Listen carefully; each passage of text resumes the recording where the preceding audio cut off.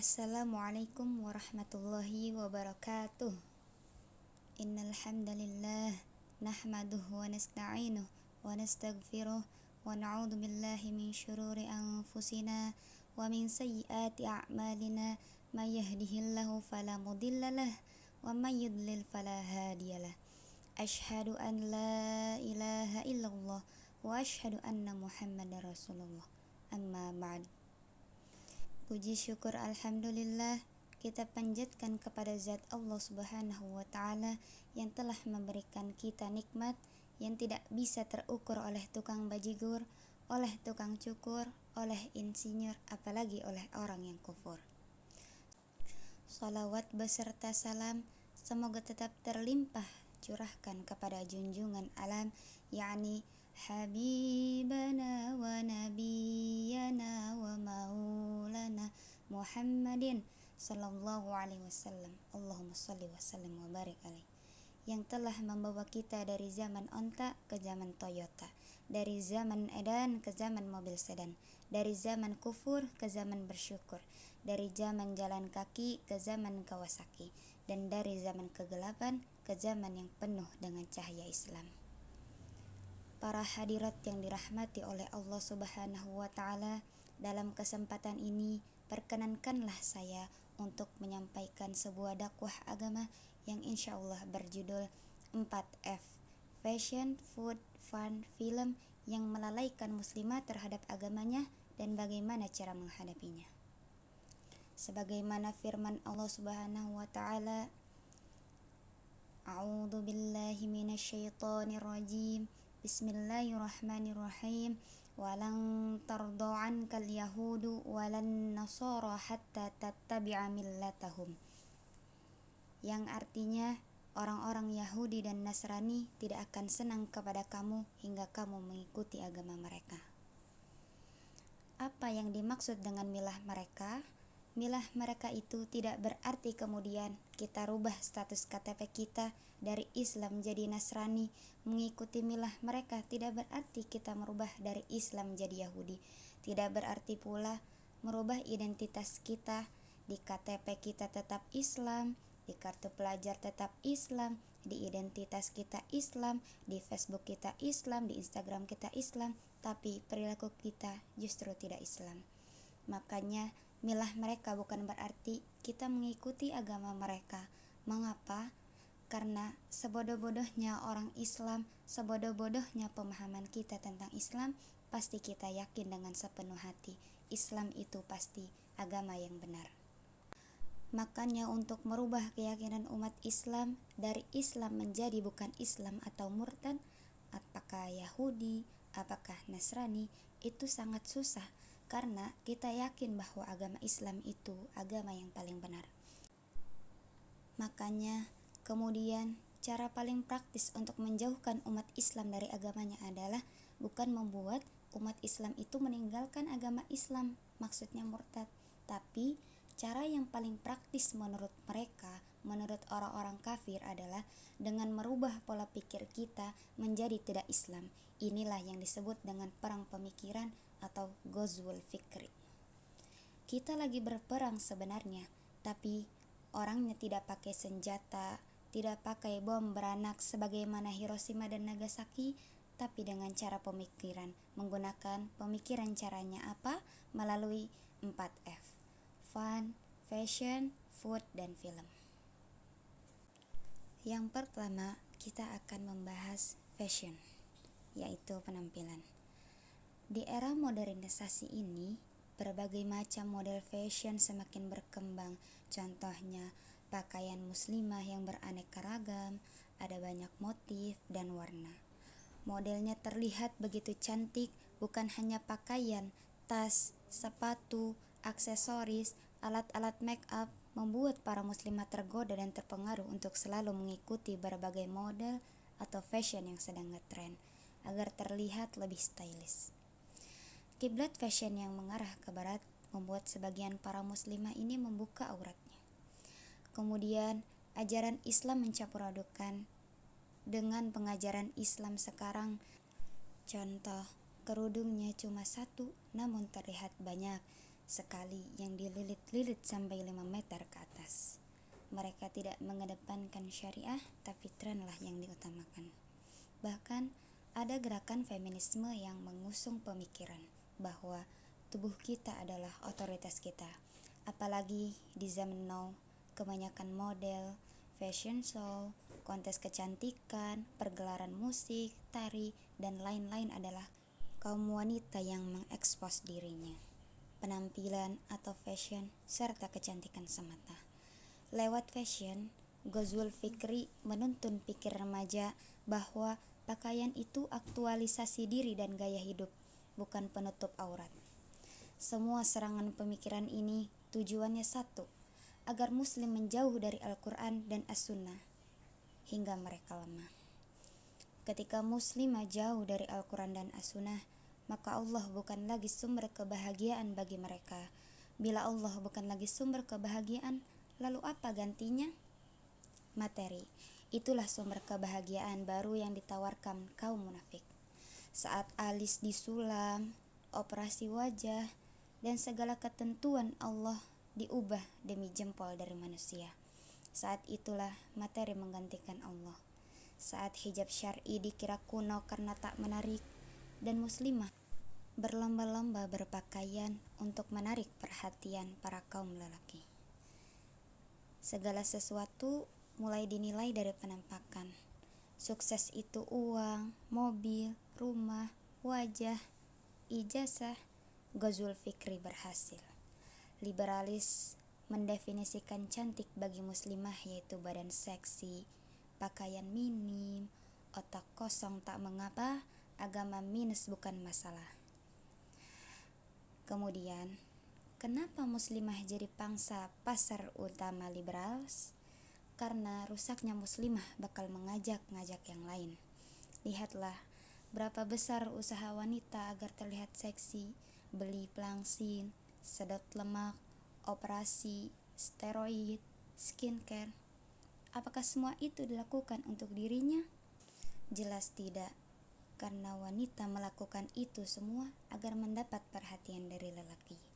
Akui atau tidak, bila lelaki yang dicari perhatiannya adalah wanita, hanya jadi komoditas jual saja. Jadi apa kesamaan konteks-konteks kecantikan di dunia? Apapun alasannya, intinya satu, menjual keindahan tubuh wanita. That's all. Kemudian yang kedua yang akan kita bahas di sini adalah mengenai food, yang artinya makanan. Siapa sih di antara kita yang tidak hobi makan atau kuliner? Makanan memang menjadi salah satu kebutuhan pokok manusia, tapi di era modernisasi ini banyak restoran, kafe, kedai yang menawarkan berbagai jenis makanan yang belum jelas kehalalannya. Gaya hidup dan lingkungan bisa membuat kita lalai dalam memperhatikan halal atau thayyibahnya sebuah makanan. Bagaimana konsep halal dan thayyib mulai diganggu, dari mulai daging oplosan, bakso dicampur dengan daging babi, campuran bahan kimia berbahaya, juga yang mengandung narkoba. Saat kenikmatan makanan lebih diutamakan daripada halal dan haramnya, saat itulah materi menjadi sumber kebahagiaan. Allah Subhanahu wa ta'ala memerintahkan kita untuk mengkonsumsi makanan yang halal, sebagaimana firman-Nya dalam surah Al-Baqarah ayat 168 yang artinya, wahai manusia, makanlah dari makanan yang halal dan baik yang terdapat di bumi, dan janganlah kamu mengikuti langkah-langkah syaitan. Sesungguhnya syaitan itu musuh yang nyata bagimu. Kemudian pembahasan yang ketiga yakni tentang fun, yang berarti hiburan. Semakin berkembangnya zaman, semakin berkembang dan canggih pula teknologi yang ada. Saat ini banyak sekali hiburan yang dikemas dengan indah melalui teknologi seperti gadget atau smartphone, medsos, game, film, sinetron, serta musik yang dapat melalaikan ibadah dan mempengaruhi gaya hidup seorang muslim, khususnya para muslimah. Lewat fun Ghazwul Fikri atau perang pemikiran ini dapat melalaikan muslim untuk peduli pada masalah penting umat. Lewat musik, movie, love, pacaran, bola, games, dan lain-lain sebagainya. Lalu, bagaimana panduan gaya hidup wanita muslim? Karena begitu banyak tantangan para muslimah seiring dengan perkembangan zaman dan kecanggihan teknologi, khususnya lingkungan, gaya hidup dan media sosial, agar tidak terpengaruh dan mampu menghadapi arus, modernisasi dan gaya hidup yang jauh dari nilai-nilai Islam. Idola bukan lagi Rasulullah, namun artis penyanyi panggung. Peraduan bukan lagi masjid, namun arena konser atau stadion. Hasilnya lebih dari yang diharapkan kaum munafik, bukan hanya mengambil paham liberal barat. Ada pula muslim yang jadi pembelanya. Ada lagi pacaran islami, bahwa pacaran itu boleh kalau islami. Bertemunya bukan di malam minggu, tapi di malam Jumat. Panggilnya bukan ayang babes, tapi abi umi. Gombalannya syar'i, seperti ini. Meskipun perhatianku seperti alif lam syamsiah tidak terlihat, tapi cintaku padamu seperti alif lam qamariyah terbaca jelas. Itulah contoh-contoh yang mencoba mengaburkan ajaran Islam. Kemudian yang keempat, mengenai film. Nah, sebenarnya kunci dari F4 di kalangan para remaja, para muslimat itu di sini. Dengan adanya film, para misionaris kafir dapat mencuci otak para kaum muslimat dengannya agar kaum muslimat lemah dalam pemikiran serta berpecah belah seperti sekarang. Mungkin apabila kaum muslimat bersatu lagi, khilafah akan tegak dengan mudahnya. Amin. Saya punya beberapa data dampak dari film. Di antaranya, dalam data KPAI, Komisi Perlindungan Anak Indonesia, melalui penelitian pada pertengahan tahun 2008 dengan daerah penelitian 12 kota besar di Indonesia dan umur responden dari umur 12 sampai 18 tahun, bahwa telah terjadi degradasi moral anak Indonesia. Hasil itu menyebutkan bahwa anak-anak yang telah menonton film dewasa 97% melakukan kegiatan seksual.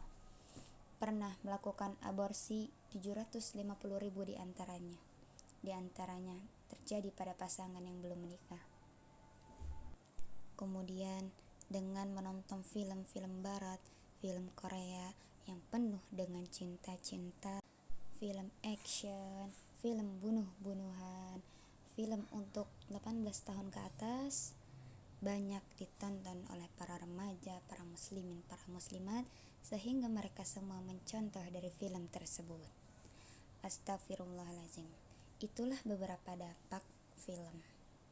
Kebanyakan yang ditonton oleh para remaja adalah film dewasa. Inilah hasil dari upaya kaum kafir kepada kita. Mereka merusak moral, akhlak, pemikiran para remaja muslim. Kenapa demikian? Agar mereka hanya diam dan tersibukkan dengan hal-hal seperti itu. Mereka, orang-orang kafir, tahu bahwa para remaja adalah penerus dari perjuangan ini, perjuangan demi tegaknya syariah dan khilafah. Coba kita pikirkan, apakah dengan ini semua, dengan kerusakan pada moral para remaja, syariah dan khilafah dapat diwujudkan? Jawabannya adalah tidak. Jadi, marilah teman remajaku, para muslimat, saatnya kita berubah, saatnya kita kembali kepada Islam, saatnya remaja menjadi sebuah kekuatan Islam, bukan hanya dari kekuatan fisik saja, tetapi dari kekuatan akal juga. Saat ini perjuangan kita tidak dapat dengan kekuatan fisik, tetapi saat ini agar ideologi kufur hancur dapat dilakukan dengan satu cara, yaitu dengan pemikiran. Karena remaja adalah kunci dari perkembangan sebuah peradaban yang kuat. Dan terakhir, pesan dari saya khususnya bagi muslimah, cantikmu karena syahadat dan indahmu karena taat, bukan penilaian manusia dari lahir dan fisikmu. Bertakwalah pada Allah, mohon pertolongan Allah. Semoga kita bisa melalui setiap perang pemikiran yang ditujukan pada kita. Demikian dakwah agama yang dapat saya sampaikan pada kesempatan ini. Semoga dapat bermanfaat bagi kita semua dan dapat kita aplikasikan dalam kehidupan sehari-hari. Lebih dan kurangnya mohon dimaafkan. Yang benar datangnya atas bimbingan Allah Subhanahu wa Ta'ala yang Maha Benar, dan yang salah, khilaf atau keliru itu datangnya dari saya pribadi sebagai manusia biasa yang tidak pernah luput dari salah, khilaf dan dosa. Akhirul kalam, subhanakallahumma wa bihamdika asyhadu an la ilaha illa anta astaghfiruka wa atubu ilaik. Wallahu muwaffiq ila aqwamit thoriq. Wassalamualaikum warahmatullahi wabarakatuh.